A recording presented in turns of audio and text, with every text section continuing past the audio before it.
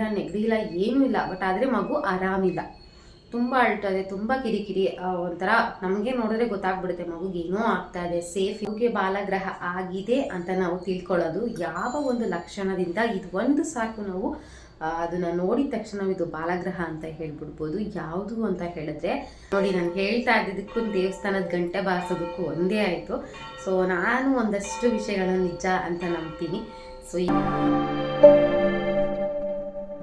Hi, hello friends, ಹೇಗಿದ್ದೀರಾ ಎಲ್ಲರೂ? ನಾನು ಕೂಡ ಚೆನ್ನಾಗಿದ್ದೀನಿ, ನೀವು ಕೂಡ ಚೆನ್ನಾಗಿದ್ದೀರಾ ಅಂತ ಭಾವಿಸ್ತಾ welcome back to my YouTube channel. ನಾನು ನನ್ನ ಲೈಫ್.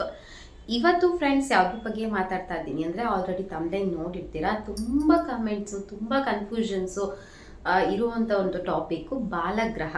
ಸೊ ಮಕ್ಕಳಿಗೆ ಬಾಲಗ್ರಹ ಆದಾಗ ಏನು ಲಕ್ಷಣಗಳಿರುತ್ತೆ, ಹಾಗೆ ಅದನ್ನು ಯಾವ ರೀತಿ ನಾವು ಕ್ಯೂರ್ ಮಾಡ್ಕೊಬೇಕು ಅಂತ ಸಾಕಷ್ಟು ವಿಡಿಯೋಗಳನ್ನು ನಾನು ಈಗ ಆಲ್ರೆಡಿ ನನ್ನ ಚಾನಲಲ್ಲಿ ಅಪ್ಲೋಡ್ ಮಾಡಿದ್ದೀನಿ. ಸೊ ಆದರೂ ಕೂಡ ಅದಕ್ಕೆ ಇನ್ನಷ್ಟು ಮೊಗದಷ್ಟು ಮತ್ತಷ್ಟು ಕಮೆಂಟ್ಸ್ಗಳು ಬಂದು ಆ್ಯಡ್ ಆಗ್ತಾನೆ ಹೋಗ್ತಾ ಇದೆ, ಒಂದಷ್ಟು ಕಮೆಂಟ್ಸ್ಗಳು ಬರ್ತಾನೆ ಇದೆ. ಸೊ ಅದಕ್ಕೆಲ್ಲ ನಾನು ಇವತ್ತು ಆನ್ಸರ್ನ ಕೊಡ್ತಾ, ಹಾಗೆಯೇ ಬಾಲಗ್ರಹಕ್ಕೆ ನಾವು ಕ್ಯೂರ್ ಆಗಬೇಕು ಅಂದರೆ ಕ್ವಿಕ್ಕಾಗಿ ಏನನ್ನು ಮಾಡ್ಕೊಬೇಕು, ಯಾವ ರೀತಿ ಮಾಡಿದ್ರೆ ಮಗುಗೆ ಬೇಗ ಹುಷಾರಾಗುತ್ತೆ, ಸೊ ಯಾವ ಒಂದು ಲಕ್ಷಣ ಇರುತ್ತೆ, ತುಂಬ ಮೇಯ್ನಾಗಿ ಒಂದು ಕಾಣಿಸೋವಂಥ ಬಾಲಗ್ರಹದ ಲಕ್ಷಣ ಯಾವುದು ಅಂತ ಇವತ್ತು ನಾನು ಕ್ವಿಕ್ಕಾಗಿ ನೋಡಿ ಪರಿಹಾರವನ್ನು ಯಾವ ರೀತಿ ಮಾಡ್ಕೊಳ್ಳೋದು ಅಂತ ಹೇಳ್ಬಿಟ್ಟು ನಾನು ಇವತ್ತು ತಿಳಿಸ್ಕೊಡ್ತಾ ಇದ್ದೀನಿ. ಹಾಗಿದ್ರೆ ಫ್ರೆಂಡ್ಸ್, ನೀವೇನಾದರೂ ಇನ್ನೂ ನನ್ನ ಚಾನಲ್ನ ಸಬ್ಸ್ಕ್ರೈಬ್ ಆಗದೆ ನೋಡ್ತಾ ಇದ್ದರೆ ಪ್ಲೀಸ್ ಚಾನಲ್ನ ಸಬ್ಸ್ಕ್ರೈಬ್ ಮಾಡಿಕೊಂಡು ನಮಗೆ ಸಪೋರ್ಟ್ ಮಾಡಿ ಅಂತ ಹೇಳ್ತಾ, ನನ್ನ ಇನ್ನೊಂದು ಚಾನಲ್ RR ಕಪಲ್ಸು, ಅದಕ್ಕೂ ಕೂಡ ಸಬ್ಸ್ಕ್ರೈಬ್ ಮಾಡಿಕೊಂಡು ಸಪೋರ್ಟ್ ಮಾಡಿ. ಸೊ ಅದರಲ್ಲಿ ನನ್ನ ಡೈಲಿ ಬ್ಲಾಗ್ಸು ಮತ್ತು ಶಾರ್ಟ್ ವಿಡಿಯೋಗಳು ಆ ಥರದ್ದು ನನ್ನ ಒಂದು ಫ್ಯಾಮಿಲಿ ಬ್ಯಾಕ್ಗ್ರೌಂಡ್ ಥರ ಒಂದು ವಿಡಿಯೋವನ್ನು ಹಾಕೋದಕ್ಕೆ ನಾನು ಟ್ರೈ ಮಾಡ್ತಾ ಇದ್ದೀನಿ. ಸೊ ಅದಕ್ಕೂ ಕೂಡ ಸಬ್ಸ್ಕ್ರೈಬ್ ಮಾಡಿಕೊಂಡು ಸಪೋರ್ಟ್ ಮಾಡಿ. ಇದರಲ್ಲಿ ನಾನು ಬಾಣಂತಿ ವಿಡಿಯೋಸ್ಗಳು, ಬೇಬಿ ವಿಡಿಯೋಸ್ಗಳು, ಆದಷ್ಟು ಇನ್ಫಾರ್ಮೇಟಿವ್ ವಿಡಿಯೋಸ್ಗಳನ್ನ ನಾನು ಈ ಒಂದು ಚಾನಲಲ್ಲಿ ಅಪ್ಲೋಡ್ ಮಾಡ್ತಾ ಇದ್ದೀನಿ. ಸೊ ಎರಡಕ್ಕೂ ನಿಮ್ಮ ಸಪೋರ್ಟ್ ಇರಲಿ ಅಂತ ಹೇಳಿಬಿಟ್ಟು, ಹಾಗೆಯೇ ಎಲ್ರಿಗೂ ಕೂಡ ದೀಪಾವಳಿ ಹಬ್ಬದ ಶುಭಾಶಯಗಳು. ಸೊ ಈ ವಿಡಿಯೋ ಯಾವತ್ತು ನಾನು ಅಪ್ಲೋಡ್ ಆಗುತ್ತೆ ಅಂತ ನನಗೆ ಗೊತ್ತಿಲ್ಲ. ಸೊ ದೀಪಾವಳಿ ಹಬ್ಬದ ದಿನವೇ ಅಪ್ಲೋಡ್ ಮಾಡ್ಬೋದು, ಇಲ್ಲ ಅಂದರೆ ನೆಕ್ಸ್ಟ್ ಡೇಗೂ ಕೂಡ ಅಪ್ಲೋಡ್ ಆಗ್ಬೋದು. ಸೊ ಇನ್ ಕೇಸ್ ನಂಗೆ ಟೈಮ್ ಸಿಗಲಿಲ್ಲ ಅಂದರೆ, ಸೊ ಎಲ್ರಿಗೂ ಕೂಡ ದೀಪಾವಳಿ ಬೆಳಕಿನ ಹಬ್ಬದ ಶುಭಾಶಯಗಳು. ಸೊ ಎಲ್ಲರ ಬದುಕಲ್ಲೂ ಬಾಳಲು ಒಂದು ಹೊಸ ಬೆಳಕು ಹೊಸತನದಲ್ಲಿ ಇರಲಿ, ಹೊಸತನದಲ್ಲಿ ಬರಲಿ ಅಂತ ಹೇಳ್ತಾ ನಾನು ಇವತ್ತಿನ ವಿಡಿಯೋವನ್ನು ಸ್ಟಾರ್ಟ್ ಮಾಡ್ತಾ ಇದ್ದೀನಿ. ಸೊ ನಾನು ಇವಾಗಲೇ ಹೇಳ್ದಾಗೆ ಬಾಲಗ್ರಹನ ಲಕ್ಷಣ ಯಾವುದು, ಒಂದು ಮೇನ್ ಲಕ್ಷಣ ನಾವು ಕ್ವಿಕ್ಕಾಗಿ ಮಗುಗೆ ಬಾಲಗ್ರಹ ಆಗಿದೆ ಅಂತ ನಾವು ತಿಳ್ಕೊಳ್ಳೋದು ಯಾವ ಒಂದು ಲಕ್ಷಣದಿಂದ, ಇದು ಒಂದು ಸಾಕು ನಾವು ಅದನ್ನು ನೋಡಿದ ತಕ್ಷಣ ಇದು ಬಾಲಗ್ರಹ ಅಂತ ಹೇಳ್ಬಿಡ್ಬೋದು. ಯಾವುದು ಅಂತ ಹೇಳಿದ್ರೆ ಮಗುವಿನ ರೆಪ್ಪೆ, ಓಕೆನಾ, ಕಣ್ಣಿನ ರೆಪ್ಪೆ ತುಂಬ ಉದ್ದವಾಗಿ, ತುಂಬ ನಮ್ಮ ಕಡೆ ಆಡು ಭಾಷೆಯಲ್ಲಿ ನಾನು ಹೇಳೋದನ್ನ ಹೇಳ್ತೀನಿ, ತಪ್ಪಾಗಿ ಅರ್ಥ ಮಾಡ್ಕೋಬೇಡಿ. ನಿಗ್ರುಕೊಂಡಿದೆ ಅಂತ ಹೇಳ್ತಾರೆ, ತುಂಬ ಉದ್ದವಾಗಿ ಶಾರ್ಪಾಗಿ ನಿಗ್ರುಕೊಂಡಿದ್ರೆ, ಆ ಥರ ಉದ್ದವಾಗಿ ಇದ್ದರೆ ಅದರಿಂದ ನೋಡ್ಬೋದು ನಾವು ಮಗುಗೆ ಬಾಲಗ್ರಹ ಆಗಿದೆ ಅಂತ, ಓಕೆನಾ. ಅದರಲ್ಲಿ ನಾವು ಬೇಗ ತಿಳ್ಕೊಬೋದು. ಜ್ವರ ಬಿಟ್ಟು ಬಿಟ್ಟು ಬಿಟ್ಟು ಬಿಟ್ಟು ಬರ್ತಾ ಇರೋದು, ಕೆಮ್ಮು ಬಿಟ್ಟು ಬಿಟ್ಟು ಬಿಟ್ಟು, ಕಫ, ನಾವು ಇನ್ ಕೇಸ್ ಆಸ್ಪತ್ರೆಗೆ ತೋರಿಸ್ಬಾರ್ದು ಅಂತ ನಾನು ಹೇಳ್ತಾ ಇಲ್ಲ, ಫಸ್ಟು ಆಸ್ಪತ್ರೆಗೆ ತೋರಿಸಿ, ಓಕೆನಾ. ಡಾಕ್ಟರ್ ಶಾಪಿಗೆ ತೋರಿಸಿದ್ರೂ ಕೂಡ ಮಗುಗೆ ಗುಣ ಆಗಿಲ್ಲ, ಮೇಲಿಂದ ಅದೇ ರೀತಿ ಇದೆ, ತುಂಬ ಕಫ ಆಗ್ತಾ ಇದೆ, ನೋಡಿ ನಾನು ಹೇಳ್ತಾ ಇದ್ದಿದ್ದಕ್ಕೂ ದೇವಸ್ಥಾನದ ಗಂಟೆ ಬಾರಿಸೋದಕ್ಕೂ ಒಂದೇ ಆಯಿತು. ಸೊ ನಾನು ಒಂದಷ್ಟು ವಿಷಯಗಳನ್ನು ನಿಜ ಅಂತ ನಂಬ್ತೀನಿ. ಸೊ ಈ ಒಂದು ಲಕ್ಷಣಗಳಿದ್ರೆ ಖಂಡಿತ ಬಾಲಗ್ರಹ ಅದು. ಸೊ ಬ್ಯಾಕ್ಗ್ರೌಂಡಾಗಿ ದೇವಸ್ಥಾನದ ಗಂಟೆ ಕೇಳಿಸ್ತಾ ಇದೆ, ಒಂದು ಸ್ವಲ್ಪ ಅದು ಸ್ಟಾಪ್ ಆದಮೇಲೆ ನಾನು ಮತ್ತೆ ಕಂಟಿನ್ಯೂ ಮಾಡ್ತೀನಿ.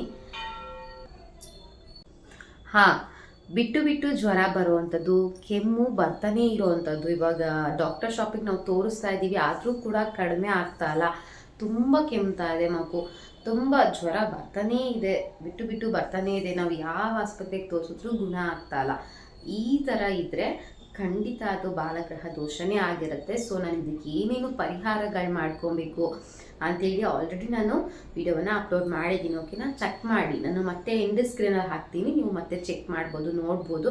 ಹಾಗೆ ಒಂದು ಕ್ವಿಕ್ಕಾಗಿ ಹೇಳ್ಬಿಡ್ತೀನಿ, ಬಾಲಗ್ರಹದ ಬುಕ್ಕನ್ನು ತಂದು ಇಟ್ಬಿಡಿ ತಲೆಯ ಹತ್ರ, ಮಗುವಿನ ತಲೆ ಹತ್ರ ಪೂಜೆ ಮಾಡಿ ಅದಕ್ಕೆ ನಿವಾಳಿಸಿ, ಮಗುವಿಗೆ ನಿವಾಳಿಸಿ ತಲೆ ಹತ್ರ ಇಟ್ಬಿಡಿ. ನಿಜಕ್ಕೂ ಕೂಡ ಎಷ್ಟೋ ಕ್ಯೂರ್ ಆಗಿಬಿಡುತ್ತೆ. ಮಗು ರಾತ್ರಿ ಎಲ್ಲ ಅಳ್ತಾ ಇರುತ್ತೆ. ಓಕೆನಾ, ಬೆಳಗ್ಗೆ ಆದರೆ ಸುಮ್ಮನೆ ಮಲ್ಕೊಂಡಿರುತ್ತೆ, ಆರಾಮಾಗಿರುತ್ತೆ. ರಾತ್ರಿ ಪೂರ ಅಳ್ತಾ ಇರುತ್ತೆ, ತುಂಬ ಬಿಕ್ಳಿಸ್ಕೊಂಡು ಆ ರೀತಿ ಒಂಥರ ಮುಖ ಮಾಡಿಕೊಂಡು ಅಳ್ತಾ ಇರುತ್ತೆ ಅಂತ ಹೇಳ್ತಾ ಇರ್ತೀರಾ. ಸೊ ಕಮೆಂಟ್ ಬರ್ತಾ ಇರುತ್ತೆ ನನಗೆ. ಸೊ ಆ ಒಂದು ಕಾರಣನೂ ಕೂಡ ಬಾಲಗ್ರಹದಿಂದ ಆಗಿರುತ್ತೆ. ಸೊ ನೀವು ದಯವಿಟ್ಟು ಬಾಲಗ್ರಹದ ಬುಕ್ಕನ್ನು ಮಗುವಿನ ತಲೆ ಕೆಳಗಡೆ ಇಟ್ಬಿಡಿ. ಓಕೆನಾ. ಸೊ ನೆಕ್ಸ್ಟ್ ಬಂದು ಇನ್ನೊಂದು ಮೇನ್ ಕಮೆಂಟ್ ಬಂದಿರೋದು, ಮಗು ಕೈಕಾಲೆಲ್ಲ ಎಳ್ಕೊಂಡು ಸೆಳ್ಕೊಂಡು ಮೈಯೆಲ್ಲ ಮುರ್ಕೊಂಡು ಅಳ್ತಾ ಇರುತ್ತೆ ತುಂಬ ಅಂತ. ಹೌದು, ನಾನು ಕಮೆಂಟಲ್ಲಿ ಆಲ್ರೆಡಿ ಹೇಳಿದ್ದೀನಿ, ಇದು ಕೂಡ ಬಾಲಗ್ರಹದ ಒಂದು ಲಕ್ಷಣನೇ. ತುಂಬ ಮೈಕೈ ಎಲ್ಲ ಎಳ್ಕೊಳ್ಳೋದು, ಮುಟ್ಕೊಳ್ಳೋದು, ಈ ರೀತಿ ಮಾಡ್ಕೊಳ್ಳೋದು, ಎಲ್ಲ ಕೈಯೆಲ್ಲ ಎಳ್ಕೊಂಬಿಡೋದು, ಕಾಲೆಲ್ಲ ಮೇಲೆ ಮಾಡ್ಕೊಳ್ಳೋದು, ತುಂಬ ಎಳ್ಕೊಂಡಂಗೆ ನಾವು ಅದು ಎಕ್ಸ್ಪ್ರೆಸ್ ಮಾಡೋಕ್ಕಾಗಲ್ಲ, ಆ ರೀತಿ ಎಳ್ಕೊಂಡಂಗೆ ಮಾಡಿಕೊಂಡು ಮಗು ತುಂಬ ಆಡುವಂಥದ್ದು, ತುಂಬ ಕಿರಿಕಿರಿ ಮಾಡುವಂಥದ್ದು. ಈ ಒಂದು ಲಕ್ಷಣ ಕೂಡ ಬಾಲಗ್ರಹದ ಲಕ್ಷಣ ಆಗಿರುತ್ತೆ. ಸೊ ದಯವಿಟ್ಟು ನೀವು ಕೂಡ ಬಾಲಗ್ರಹದ ಬುಕ್ಕನ್ನು ಮಗುವಿನ ತಲೆ ಕಡೆ ಇರೋದನ್ನ ಮರಿಬೇಡಿ. ಇನ್ನೊಂದು ಕೇಸಲ್ಲಿ ಯಾವಾಗ ಮಗು ಮೈಕೈ ಏನೋ ಮುರಿಯುತ್ತೆ ಅಂದರೆ, ಜಸ್ಟ್ ಮೈಕೈ ಎಲ್ಲ ಮುರಿತಾನೆ ಇರುತ್ತೆ, ಅಳೋದಿಲ್ಲ.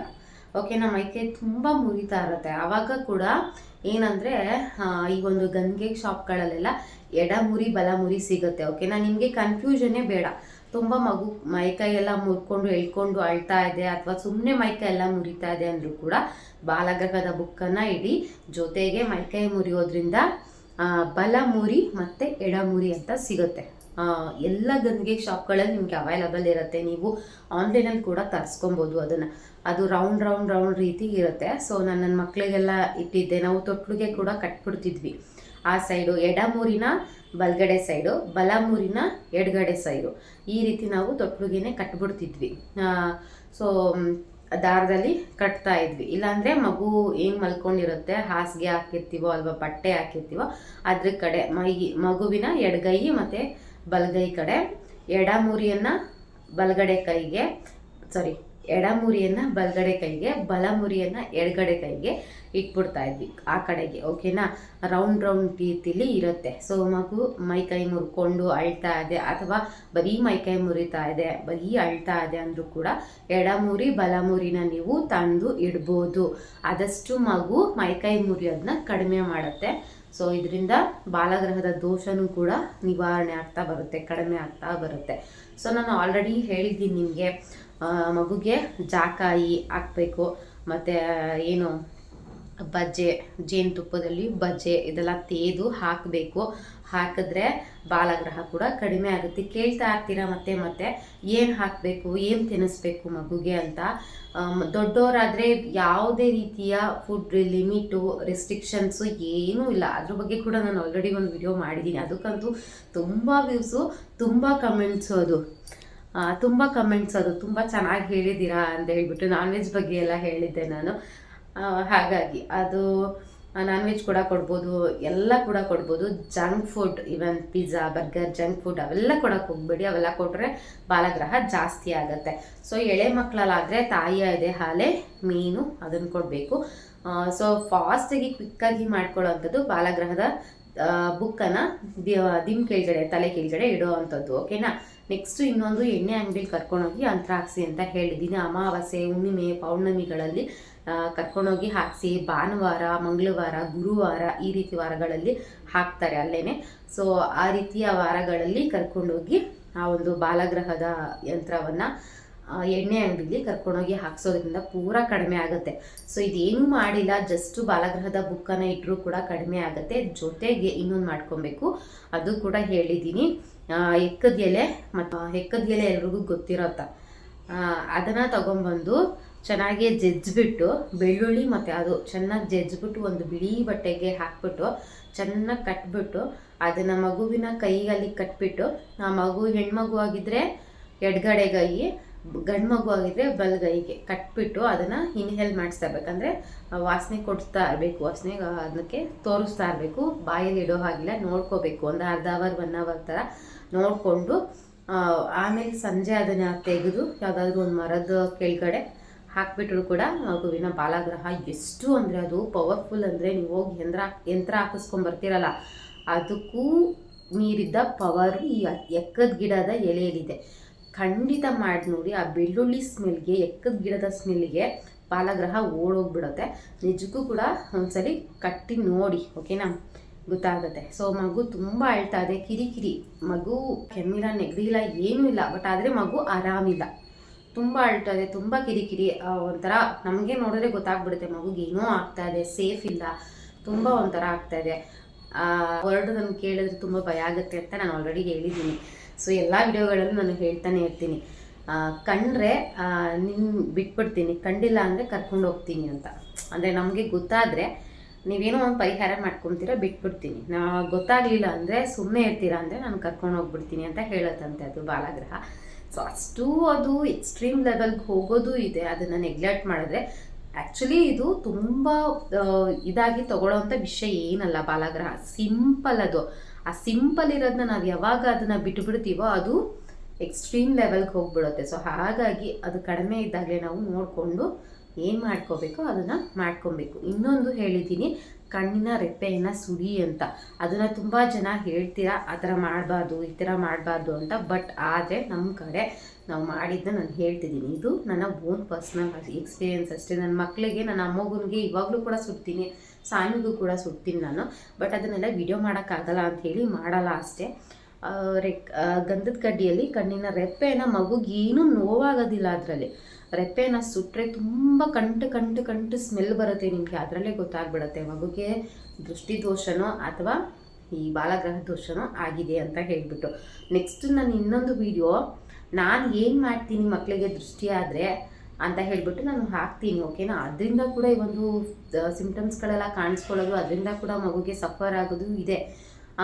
ಅದು ಬೇಕು ಅಂದರೆ ವಿಡಿಯೋ ನಾನು ಹಾಕ್ತೀನಿ. ಯಾಕಂದರೆ ಸುಮ್ಮನೆ ನಾನು ಹಾಕಿದ್ರೂ ಕೂಡ ವ್ಯೂಸ್ ಹೋಗಿಲ್ಲ ಅಂತ ಹೇಳಿದ್ರೆ ನನಗೂ ಕೂಡ ತುಂಬ ನೋವಾಗುತ್ತೆ. ನಾನು ಒಂದಷ್ಟು ಕೆಲಸಗಳು ಮನೆಯಲ್ಲಿ ಇಬ್ಬರು ಮಕ್ಕಳನ್ನ ನೋಡಿಕೊಂಡು ನನ್ನ ಸಂಸಾರವನ್ನು ನಡೆಸ್ಕೊಂಡು ಒಂದು ಸ್ಪೇಸನ್ನು ಕೊಟ್ಟು, ಒಂದು ಟೈಮನ್ನು ಕೊಟ್ಟು ನಾನು ವಿಡಿಯೋ ಮಾಡ್ತಾ ಇದ್ದೀನಿ ಅಂದರೆ ಅದರಿಂದ ಒಂದಷ್ಟು ಜನಕ್ಕೆ ಹೆಲ್ಪ್ ಆಗಬೇಕು, ಅವರು ನೋಡಬೇಕು. ಆವಾಗ ನನಗೂ ಕೂಡ ತುಂಬ ಬೆಸ್ಟ್ ಅಂದರೆ ನನಗೂ ಕೂಡ ಒಂದು ಖುಷಿ ಆಗುತ್ತೆ. ಸೊ ಇನ್ನೊಂದು ವಿಡಿಯೋ ಮಾಡೋಣ ಅಂತ ಅನಿಸುತ್ತೆ. ಸೊ ಹಾಕಿದ ವಿಡಿಯೋನೇ ನೋಡ್ತಾ ಇಲ್ಲ ಅಂತ ಹೇಳಿದಾಗ ನನಗೂ ಬೇಜಾರಾಗುತ್ತೆ. ಅದಕ್ಕೆ ನಾನು ಹೇಳ್ಬಿಡ್ತೀನಿ, ಒಂದು ವಿಡಿಯೋ ಬೇಕಿದ್ರೆ ನಾನು ಹಾಕ್ತೀನಿ ಅಂತ ಹೇಳ್ಬಿಟ್ಟು. ಎಷ್ಟು ಕಮೆಂಟ್ ಬರುತ್ತೋ ಅಷ್ಟ್ರ ಮೇಲೆ ನಾನು ವಿಡಿಯೋವನ್ನು ಮಾಡ್ತೀನಿ. ಸೊ ಈ ಬಾಲಗ್ರಹದ ಬಗ್ಗೆ ತುಂಬ ಕಮೆಂಟ್ ಬರ್ತಾ ಇದ್ದಿದ್ದರಿಂದ ನಾನು ಇವಾಗ ವಿಡಿಯೋ ಮಾಡ್ತಾ ಇದ್ದೀನಿ ಅಷ್ಟೇ. ಸೊ ಐ ಥಿಂಕ್ ಇವಾಗ ಎಲ್ರಿಗೂ ಅರ್ಥ ಆಗಿದೆ ಅಂತ ನಾನು ಅನ್ಕೊತಾ ಇದ್ದೀನಿ. ಸೊ ಅರ್ಥ ಆಗಿಲ್ಲ ಅಂದರೆ ಮತ್ತೆ ಕಮೆಂಟ್ ಮಾಡಿ, ನನಗೇನು ಗೊತ್ತಿದೆಯೋ ಅದು ನಿಮ್ಮ ಹತ್ರ ಶೇರ್ ಮಾಡ್ಕೊತೀನಿ. ಸೊ ಯಾರಿಗೂ ಒಳ್ಳೇದಾದರೆ ಸಾಕಾಗುತ್ತೆ ಅಷ್ಟೇ. ಕಮೆಂಟ್ ಮಾಡೋದನ್ನ ಮರಿಬೇಡಿ. ಹಾಗೆ ಇನ್ನಷ್ಟು ವೀಡಿಯೋಸ್ಗಳು ಬಾಲಗ್ರಹದ ಬಗ್ಗೆ, ಬಾಣಂತಿ ಸನ್ನಿ ಬಗ್ಗೆ ಅದೆಲ್ಲ ಕೂಡ ನಾನು ಎಂಟು ಸ್ಕ್ರೀನಲ್ಲಿ ಆ್ಯಡ್ ಮಾಡ್ತೀನಿ. ಸೊ ನೋಡಿ, ಮತ್ತಷ್ಟು ಏನಾದರೂ ಡೌಟ್ಸ್ ಇದ್ದರೆ ಕೇಳಿ, ಮತ್ತಷ್ಟು ವಿಡಿಯೋಗಳು, ಬೇರೆ ಥರ ವಿಡಿಯೋಗಳು ಏನಾದರೂ ಬೇಕಿದ್ದರೆ ದಯವಿಟ್ಟು ಕಮೆಂಟ್ ಮಾಡಿ. ನಾನು ಎಲ್ಲವನ್ನು ಕೂಡ ಆನ್ಸರ್ ಮಾಡೋದಕ್ಕೆ ಟ್ರೈ ಮಾಡ್ತೀನಿ, ಎಲ್ಲ ವಿಡಿಯೋಗಳನ್ನು ಕೂಡ ಮಾಡೋದಕ್ಕೆ ಟ್ರೈ ಮಾಡ್ತೀನಿ. ನಿಮ್ಮ ಸಪೋರ್ಟು ನನಗೆ ತುಂಬ ಮುಖ್ಯ ಅಂತ ಹೇಳ್ತಾ ಇವತ್ತಿನ ಒಂದು ದೀಪಾವಳಿಯ ವ್ಲಾಗನ್ನು ನಾನು ಹೊಸ ಚಾನಲಲ್ಲಿ RR ಕಪಲ್ಸ್ ಚಾನಲಲ್ಲಿ ಅಪ್ಲೋಡ್ ಮಾಡ್ತೀನಿ.